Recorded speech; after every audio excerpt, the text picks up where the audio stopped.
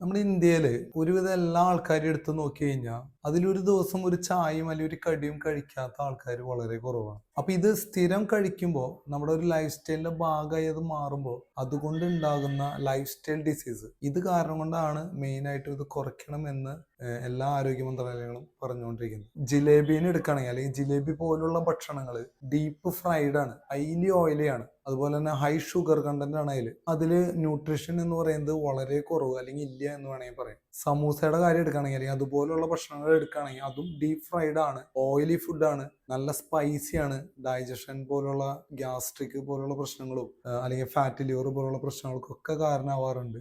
അതിലും ന്യൂട്രീഷന്റെ അളവ് വളരെ കുറവാണ്. ഇതിനി ഒരു ആരോഗ്യമുള്ള ഒരു വ്യക്തി സ്ഥിരം അവരുടെ ജീവിതശൈലിയിൽ കഴിച്ചാൽ വരെ അവരുടെ ആരോഗ്യം നശിച്ച് ഈ ജീവിതശൈലി രോഗങ്ങളായിട്ടുള്ള കൊളസ്ട്രോൾ, ഷുഗർ, പ്രഷർ ഇങ്ങനെയുള്ള ബുദ്ധിമുട്ടുകളിലേക്ക് വരാനുള്ള സാധ്യതയുള്ളത് കൊണ്ട് തന്നെയാണ് ഇത് പരമാവധി കുറച്ച് ആരോഗ്യമുള്ള ഭക്ഷണത്തിന്റെ ചോയ്സ് അല്ലെങ്കിൽ അത് സെലക്ട് ചെയ്യാൻ നമ്മളെ പ്രേരിപ്പിക്കുന്നതിന് വേണ്ടിയിട്ടാണ് ഇങ്ങനെ ഒരു പ്രസ്താവന ഇറക്കിയിരിക്കുന്നത്.